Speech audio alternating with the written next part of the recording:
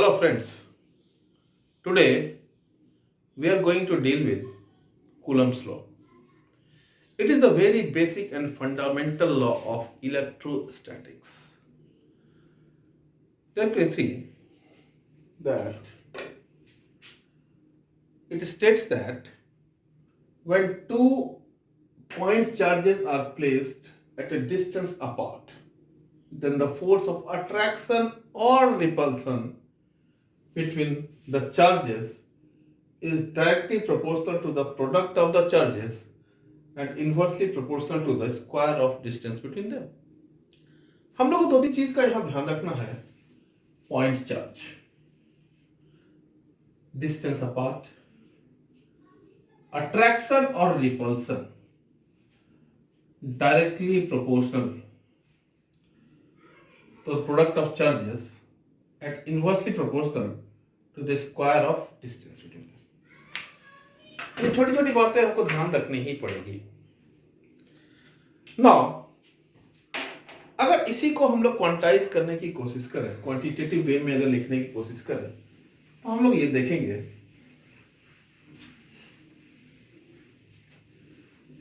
suppose two charges are there, Q1, Q2. 2 point charges are there,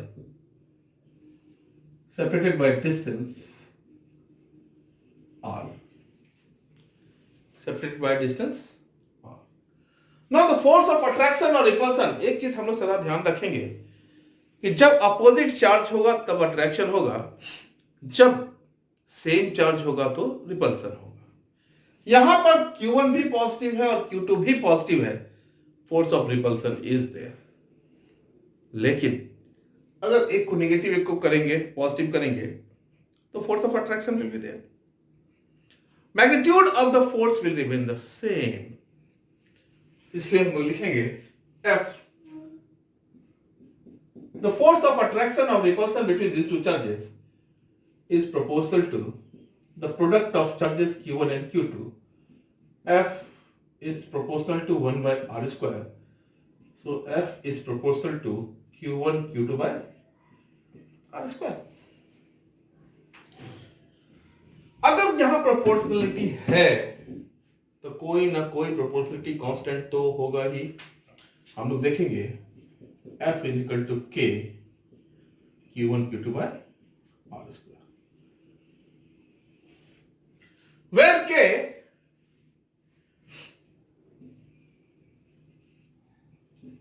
is equal to proportionality constant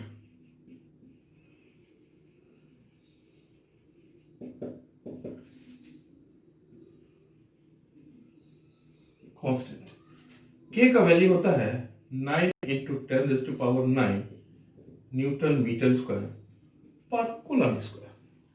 इसी K को हम लोग लिखते हैं 1 by 4 pi epsilon naught, where epsilon naught constant of permittivity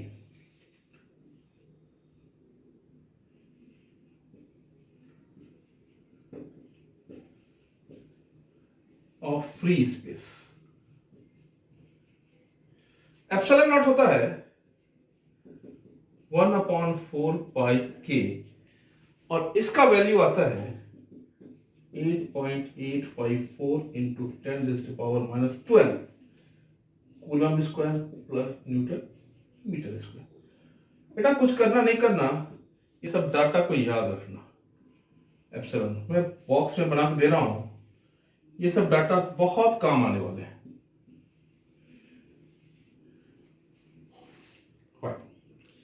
यहां तक कोई दिक्कत नहीं होनी चाहिए. आपको लगना चाहिए हमारा जो फॉर्मेट ये आया है, अब देखो ये न्यूटन्स लॉ ऑफ ग्रेविटेशन से मिलता जुलता है क्या? न्यूटन्स लॉ ऑफ ग्रेविटेशन क्या बोलता है? F equal to G m1 m2 by r square, है ना. G को यदि K से रिप्लेस कर दे और M को यदि Q से रिप्लेस कर दे तो यही आ जाएगा क्या? G को K से रिप्लेस करना है, M को Q से रिप्लेस करना है, और आप देखोगे you will get the same format, same formula. जो भी फॉर्मूला हम लोग यहां डिराइव करेंगे, चाहे वो फोर्स का हो, चाहे वो इलेक्ट्रिक फील्ड का हो, चाहे वो इलेक्ट्रिक पोटेंशियल का हो, पोटेंशियल एनर्जी का हो, वर्क डन का हो, चाहे जो भी हो, वो सारा का सारा केवल ये दो काम करके हमको पता चल सकता है। अगर एक टॉपिक को हम लोग ठीक से पढ़े तो दूसरा टॉपिक भी हम जानते हैं, इस बात को हमको गारंटेड लेना चाहिए। यहां पर जो है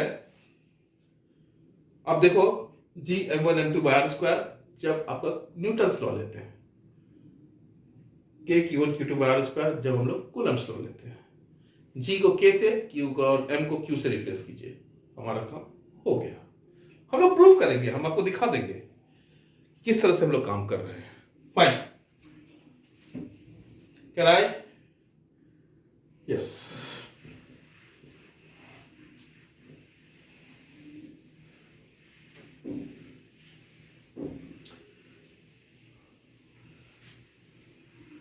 हम लोग यहां पे देखेंगे, now force is a vector quantity. You must be knowing this. Force is a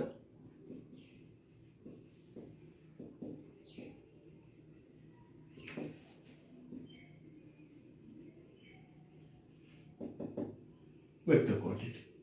vector quantity का मतलब है कि उसमें डायरेक्शन देना भी जरूरी है हमको। So we can write F is equal to K Q1 Q2/r². R cap. This r cap will give you the direction of this force F. R cap is the unit vector along r direction. Fine. We have vector r is equal to modulus of r cap. R cap लिखेंगे vector r upon modulus of r, लिख सकते हैं क्या? और इसको equation 1 मानते हैं, इसको इक्वेशन 2 मानते हैं। From 1 and 2 we get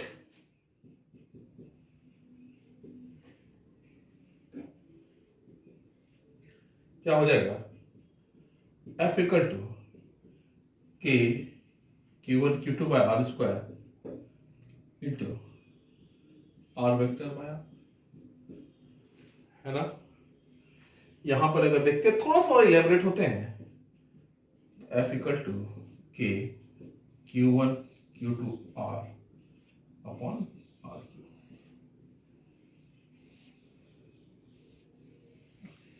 this is called Coulomb's law in vector form.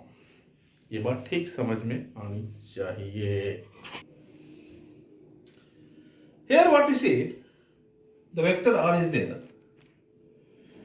It is called Coulomb's law in vector form.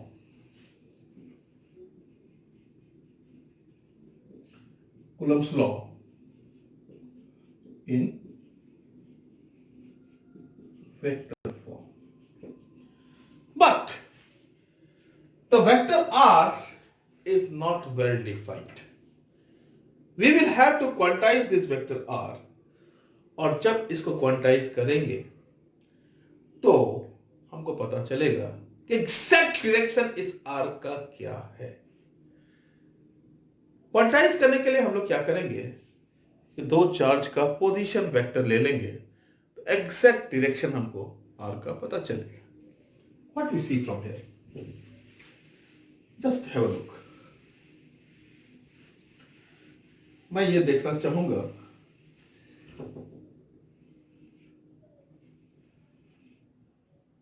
ये x है, ये y है,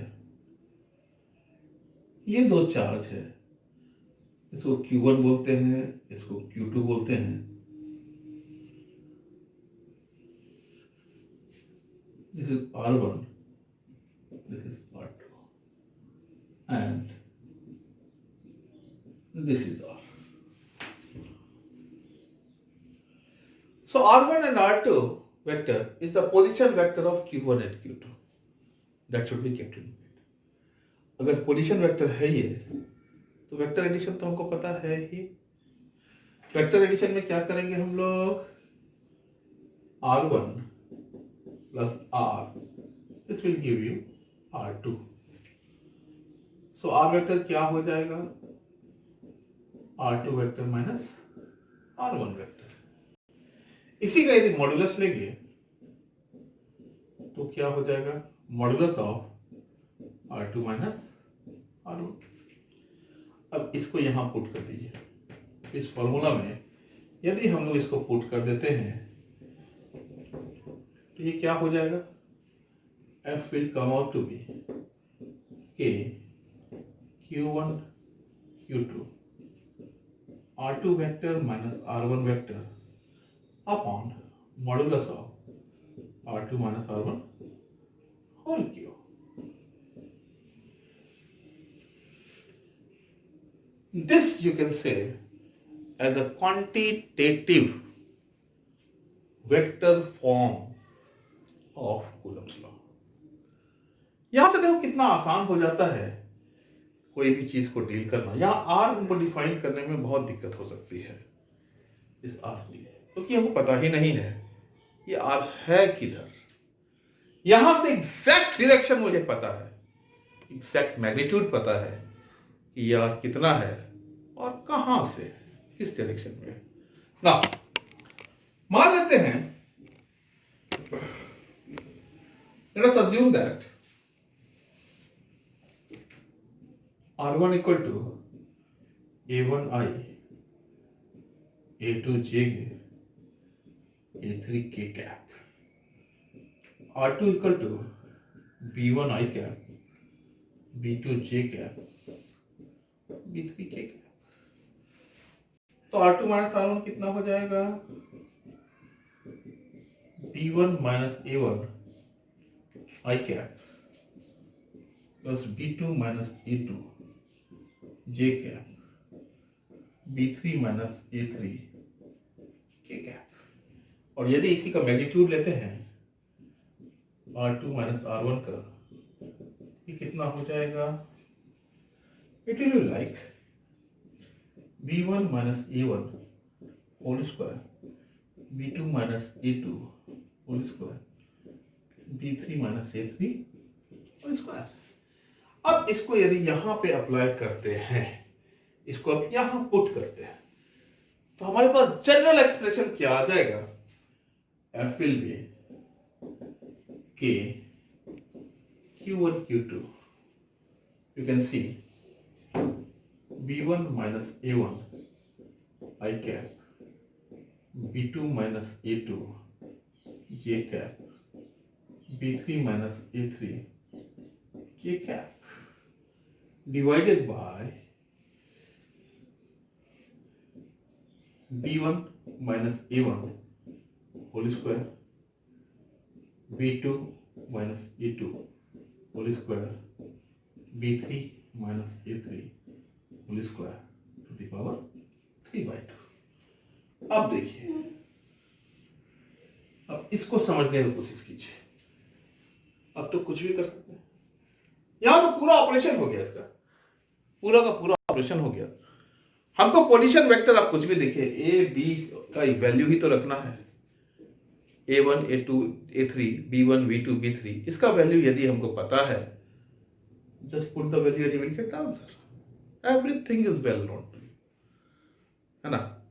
this is the quantitative form of Coulomb's law in vector form.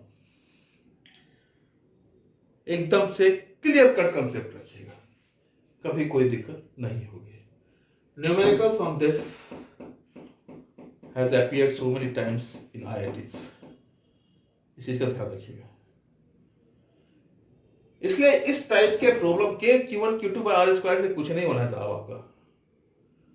आपको इस format में सब कुछ देखना ही पड़ेगा, और अगर इस फॉर्मेट में आप देख सकते हो, कोई नहीं रोक सकता आपको, कभी कोई नहीं रोक सकता। ध्यान रहे इस चीज का। ना थोड़ा सा एक चीज और देखेंगे हम लोग।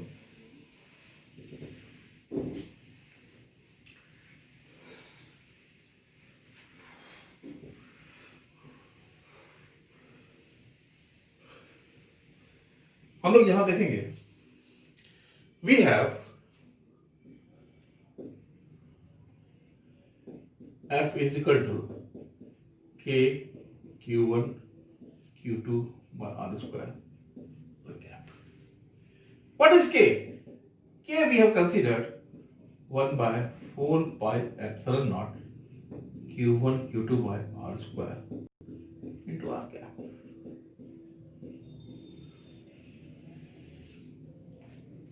This is the equation of Coulomb's law when the medium between the two charges is vacuum. When there is a medium,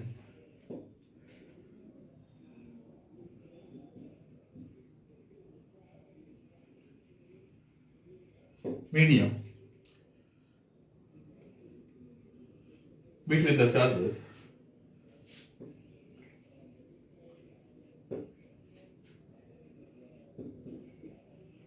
two charges, and the relative permittivity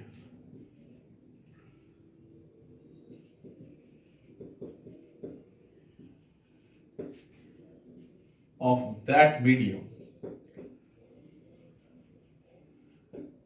is epsilon r. We will write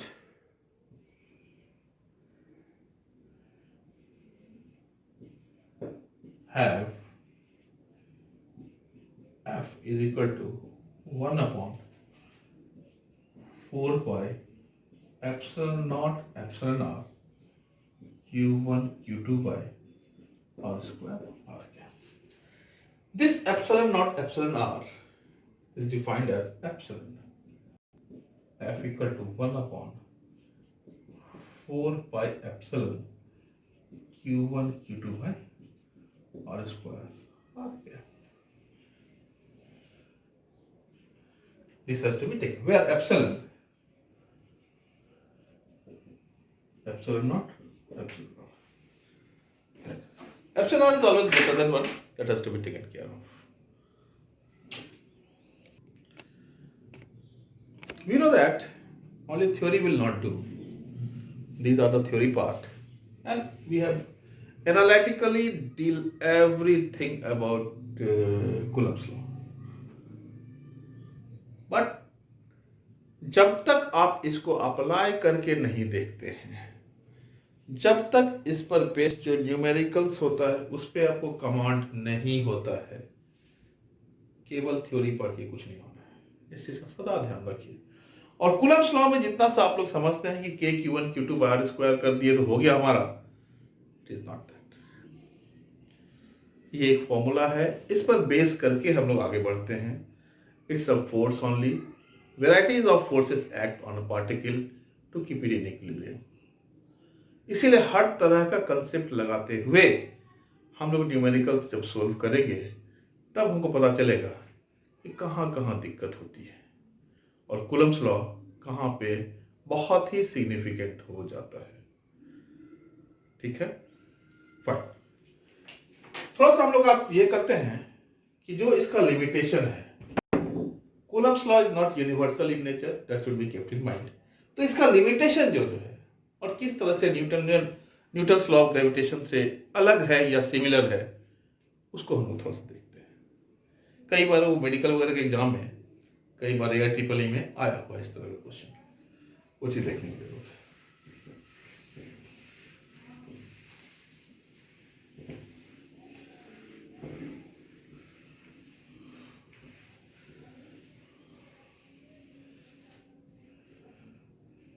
Characteristics of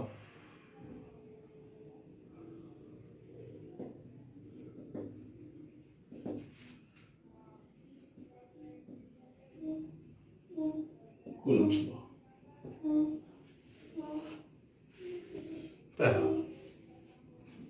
पहला ही law मैं बोलूंगा, Coulomb's law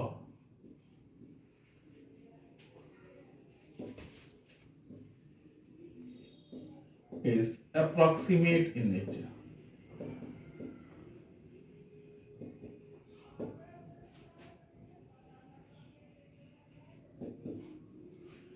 approximate in nature, मानिए इसको। बेटा ये बताइए कि approximate जैसा वर्ड मैं क्यों यूज कर रहा हूं। के Q1 Q2 bye are square से जो वैल्यू मुझे पता चल रहा है वो अप्रोक्सीमेट कैसे हो सकता है? यस, अप्रोक्सीमेट है। कैसे है वो एक बार देख लेते हैं। मान लेते हैं ये Q1 है, ये Q2 है, तो इसके बीच में डिस्टेंस R है, ठीक है। इसका फोर्स ऑफ रिपल्सन है F, that is electrical force of repulsion. ये electrical force of repulsion F है, Fe है। लेकिन अगर ये मास m1 कंसिस्ट करता है और ये मास m2 कंसिस्ट करता है, तो there is a gravitational force of attraction also. Net force जो इसके ऊपर लग रहा है, net force I am showing, that is F, resultant force if I say Fe minus Fg। लेकिन क्या होता है, Fg is less than Fe. तो we can neglect this Fg और रिजल्टेंट फोर्स हम लोग बोलते हैं Fe. But in true sense, it is less than this always. ठीक है। यदि ये अट्रैक्टिव फोर्सेस होते हैं तो Fg प्लस Fe हो जाएगा। ध्यान रहे इस चीज का। इसी तरीका से यदि हम लोग देखते हैं, इसको निगेटिव मान लीजिए, इसको पॉजिटिव मान लीजिए, तो इधर Fe लग रहा है, Fe इधर एक्ट करेगा, जो रिजल्टेंट फोर्स है Fr हो जाएगा Fe plus Fg। Again the same fundamental, Fg is less than Fe। इसको हटा दिए, रिजल्टेंट फोर्स इज Fe। इसी से बात है, चाहे वो अट्रैक्टिव फोर्स रहे, चाहे वो रिपल्सिव फोर्स रहे, ये छोटा सा पार्ट हम लोग हर समय नेग्लेक्ट करते हैं और यही इसको एग्जैक्ट होने से मना करता है। इसीलिए हम लोग अप्रोक्सीमेट जैसा वर्ड यूज करते हैं। It is approximate in nature. मुझे लगता है बात समझ में आ रही है। जैसा ना, fine. Now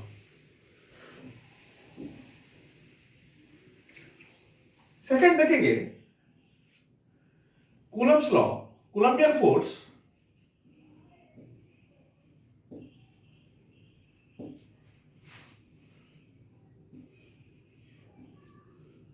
deals with both attraction and repulsion। Natural है, अट्रैक्शन एंड रिपल्सन का मतलब है जब अपोजिट चार्जेस होंगे तो अट्रैक्शन होगा, जब सेम चार्जेस होंगे तो repulsion. But Newtonian force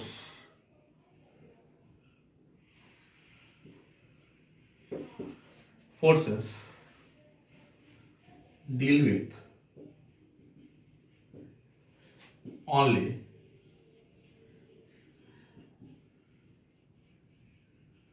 attractive forces। क्योंकि न्यूटोनियन फोर्स मास के साथ डील करता है और कोई भी दो mass in this universe they attract each other. It is the basic law of Newton's law of gravitation. इस चीज के लिए it only deals with attractive forces, लेकिन कूलम्बियन फोर्स आपका अट्रैक्शन और रिपल्सन दोनों से डील करता है।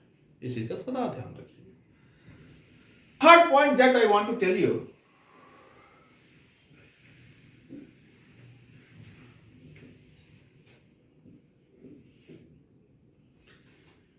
Colombian force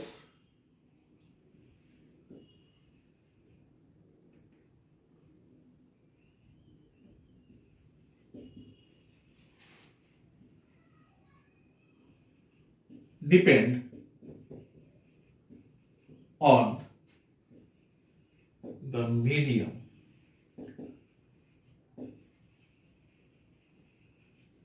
between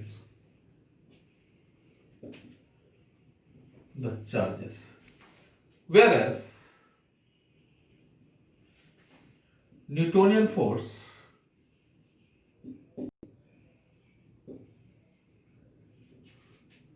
of attraction is independent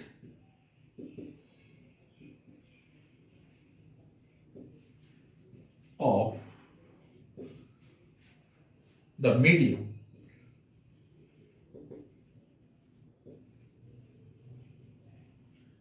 between the charges. सारा ध्यान रखिएगा, Coulombian forces depend on the medium, independent of the medium. जो Coulombian force होता है, that is the gravitational force, sorry, electrical force,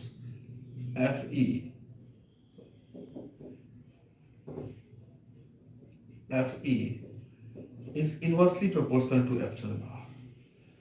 इस चीज का सदा ध्यान रखिए. Epsilon r is the relative permittivity of the medium, जो हम लोग कर चुके हैं, और इसका जितना ज्यादा होगा फोर्स उतना कम हो जाएगा. लेकिन gravitational force is independent, it is independent of that is. Fourth point जो मैं लिखाना चाहूंगा, Coulombian force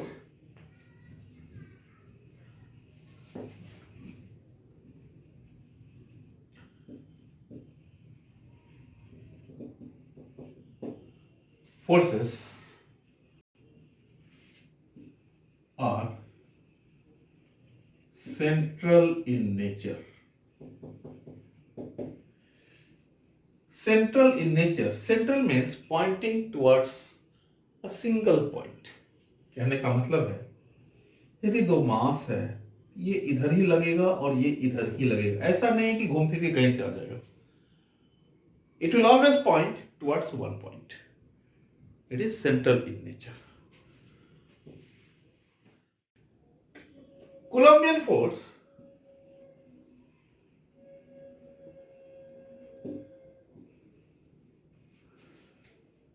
does not act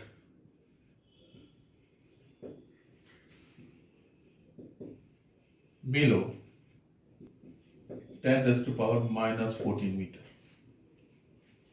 whereas there is no limitation for the Newtonian forces. ये छोटी छोटी बातें हैं जो आपको ठीक से ध्यान में होनी चाहिए, और ये 5 पॉइंट में एक पॉइंट जो है कई बार मेडिकल एग्जाम में रिपीट हुआ है, इसलिए ये 5 पॉइंट आपके पास होना चाहिए. Below 10 to the power minus 14, it is the nuclear forces that act. ये भी थोड़ा सा जान लीजिए. यहां तक कोई दिक्कत है किसी को, किसी भी प्रकार से? अगर किसी प्रकार का कोई दिक्कत होता है तो feel free to put the comment में दीजिए. You will get the reply soon. Thank you very much.